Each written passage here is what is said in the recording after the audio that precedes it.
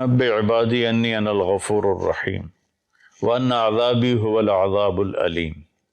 میرے بندوں کو بتاؤ کہ میں بہت غفور الرحیم ہوں اور میرا عذاب بہت دردناک عذاب ہے۔ اردو ترجمے میں آپ کو دونوں طرف کی خبر برابر نظر آئے گی، لیکن یہ ایسے ہے، ایسے رحمت کی خبر اس کا وزن یہاں آ رہا ہے اور اس کے مقابلے میں پکڑ کی خبر کا وزن یہاں چلا جا رہا ہے۔ یہ دونوں برابر نہیں ہیں، یہ ایسے ہیں۔ اب ہم اس کو تھوڑا تھوڑا کریدتے ہیں۔ نبے، میرے بندوں کو بار بار بتاؤ۔ نبے، نبے اذن باب تفعیل میں تکرار ہوتا ہے، تو اللہ تعالیٰ یہ کہتا اخبر، میرے بندوں کو بتاؤ، تو ہو جاتی بات۔ اخبر کی بجائے نبے، بار بار سنا ان کو، یہ مجھ سے ڈرے ہوئے ہیں، ان کو بار بار سنا۔ جیسے اذن، بار اذان جو کہ بار بار ہوتی ہے، تو اذن، اذن فی الناس بالحج یاتوک رجالا، اذان من اللہ ورسولہ۔ تو اس پیٹرن پر جو لفظ آتا ہے اس کے اندر تکرار کا مطلب داخل ہوتا ہے۔ تو میرا اللہ اپنے حبیب سے کہہ رہا ہے بار بار سنا میرے محبوب، بار بار سنا۔ آگے اللہ کہتا اخبر الناس، لوگوں کو بتاؤ، یا چلو اگر خاص کرتا تو اخبر الذین آمنوا، ایمان والوں کو خبردار کر دو، خبر دے دو۔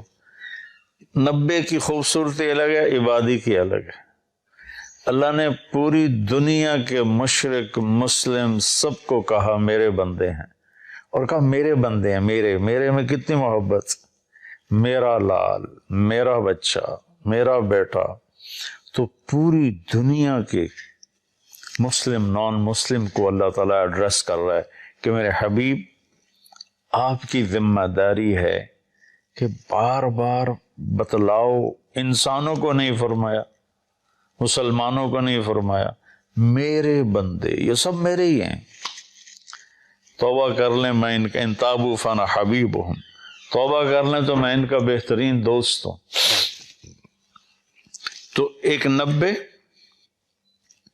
پھر عبادی، کہ یہ میرے بندے ہیں۔ میرے بندے کا کیا مطلب ہے کہ حساب میں نے لینا ہے، تم نے نہیں۔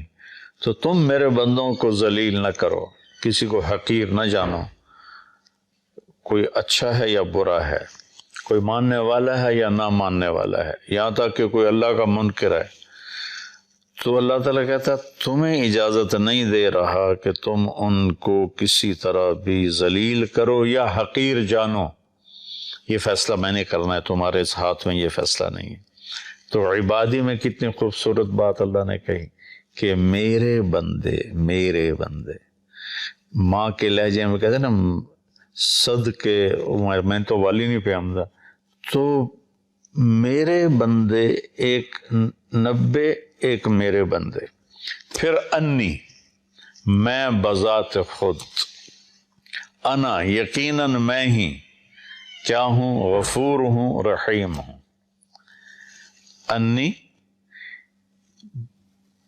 بات بغیر کسی شک کے ہے، انی، انا کی تاکید، پھر یا متکلم، کہ میں بذات خود بہت معاف کرنے والا، بہت رحم کرنے والا ہوں۔ غفور بھی مبالغے کا صیغہ ہے اور رحیم بھی مبالغے کا صیغہ ہے۔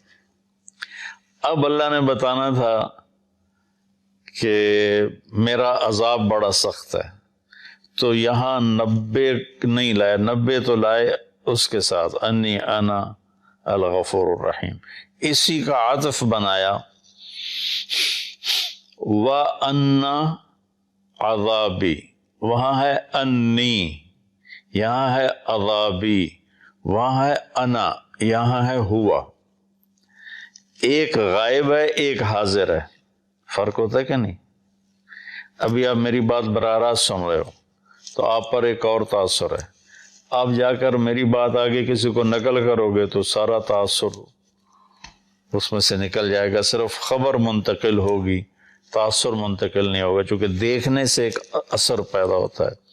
تو جب اللہ نے اپنی رحمت کو بتایا تو اپنے آپ کو سامنے کھڑا کر دیا کہ یہ میں تمہارا رب ہوں، تمہارے سامنے ہوں، میں بہت مہربان ہوں، رحم کرنے والا ہوں، معاف کرنے والا ہوں۔ سبحان اللہ، کیا خوبصورت اللہ تعالیٰ۔ اس لیے میں علماء سے کہتا ہوں اللہ کی رحمت کو زیادہ بتاؤ، اپنے لہجوں میں کڑواہٹ پیدا نہ کرو، اپنے لہجوں میں شدت پیدا نہ کرو، اپنے آنے والے مجمع کو ڈانٹ ڈپٹ کے انداز میں مت بات کرو، محبت کے انداز میں، نرمی کے انداز میں بات کرو۔ تو ایک چوکٹ میں اللہ تعالیٰ کہہ رہا ہے میں بذات خود بہت مہربان ہوں۔ اب ہم آگے چلتے ہیں، وَأَنَّ عَذَابِي، وہاں بھی انا، یقیناً کوئی شخص سے بالا تر نہیں کہ میرا عذاب۔ مضاف مضاف الیہ ایک دوسرے سے جدا چیز ہوتے ہیں۔ میری کتاب، کتاب اور ہے، میں اور ہوں۔ میری ٹوپی، میں اور ہوں، ٹوپی اور ہے۔ اور انی تو بذات خود ہے، اور عذابی، عذاب اور الگ چیز ہے، اللہ الگ چیز ہے۔ عذاب الگ چیز ہے، اللہ الگ چیز ہے۔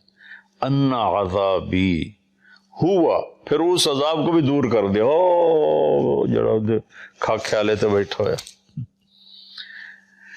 وہ بہت دردناک عذاب ہے۔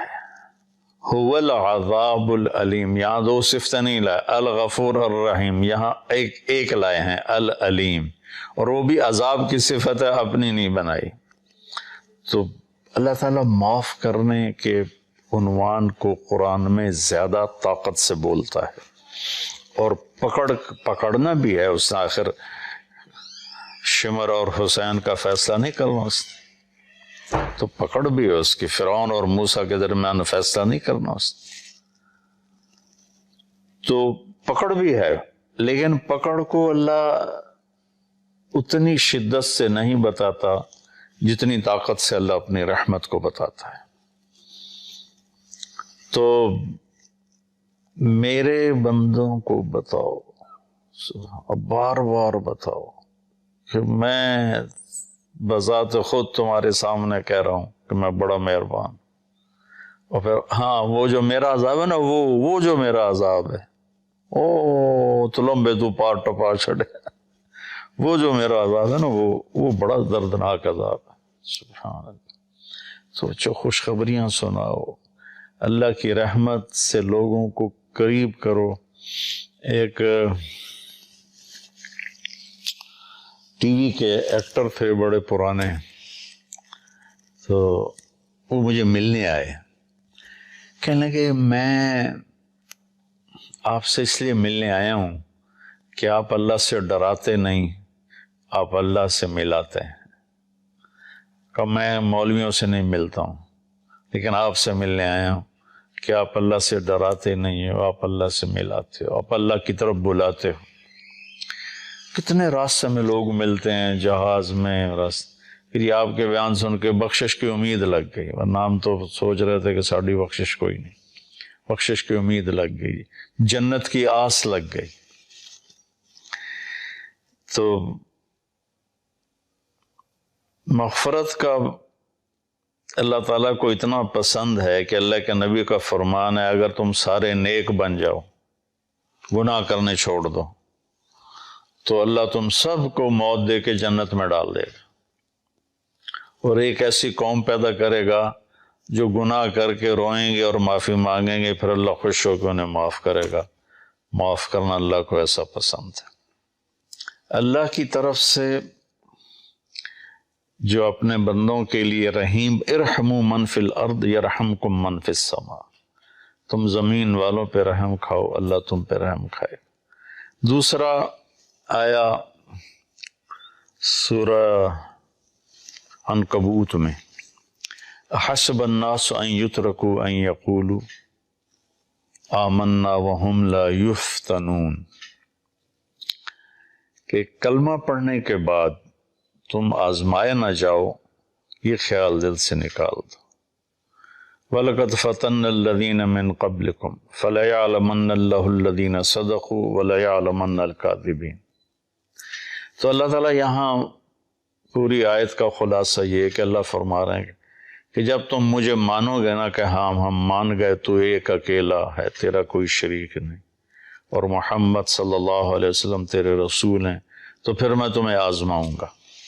اس کے لیے جو لفظ استعمال کیا نا وہ ہے فتنہ، یفتنون۔ فتن کہتے ہیں سونا پگھلانا،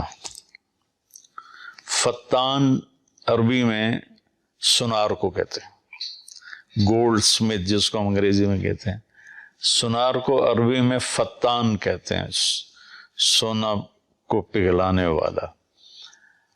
بعض چیزوں کی میل کچیل دور ہو جاتی ہے پانی سے، پیٹرول سے صاف ہو جاتے ہیں۔ بعضی چیزیں ایسی ہوتی ہیں جن کے میل اندر گھسی ہوتی ہے، وہاں پانی نہیں پہنچتا، پیٹرول نہیں پہنچتا، اس کو پھر پگھلانا پڑتا ہے۔ جو دھاتوں کے اندر میل ہے وہ پانی سے نہیں دھلتی۔ لوہے میں اندر زنگ پھنسا ہوا ہے، سونے میں کھوٹ۔ میں نے ایک دفعہ پورا پروسیس دیکھا تھا سنار کے پاس بیٹھ کر کہ اس نے سونے کی ٹکی کو پگھلایا، پھر اس میں سے کھوٹ کو الگ کیا، خالص کو الگ کیا، یہ سارا میری آنکھوں دیکھا ہے۔ تو جو دھات ہوتی ہے وہ پانی سے نہیں صاف ہوتی، اس کو آگ میں ڈالنا پڑتا ہے۔ جب وہ اس کے اندر مساموں میں آگ جاتی ہے تو وہ پگھل کر کھوٹ کو الگ کر دیتی ہے، وہ آگ اور خالص کو الگ کر دیتی ہے۔ تو انسان دو چیزوں سے بنا ہے، ایک جسم سے، ایک روح سے۔ تو جسم پر جو آنے والے حالات ہیں ان کی مثال پانی سے دھل جاتے ہیں، وہ ظاہری اسباب سے دور ہو جاتے ہیں، لیکن جو روح پہ حالات آتے ہیں اللہ کی طرف سے ناگواری کے، یہ وہ ہے جو سونے کو پگھلا کے اندر سے کھوٹ نکالنا۔ جب تک اس کے اوپر اللہ کی طرف سے آزمائش نہیں آتی، اللہ ہم سب کی حفاظت فرمائے، اس وقت تک وہ خالص نہیں بنتا۔ جب تک وہ اس بوجھ کو برداشت نہیں کرتا اللہ کی رضا کے۔ وَإِذْ زَاغَتِ الْأَبْصَارُ وَبَلَغَتِ الْقُلُوبُ الْحَنَاجِرَ وَتَظُنُّونَ بِاللَّهِ الظُّنُونَ هُنَالِكَ ابْتُلِيَ الْمُؤْمِنُونَ وَزُلْزِلُوا زِلْزَالًا شَدِيدًا۔ جب تمہاری آنکھیں پھٹ گئیں اور کلیجے اچھل کے منہ کو آ کے، صحابہ کو اللہ کہہ رہا ہے جنگ خندق میں کہ تم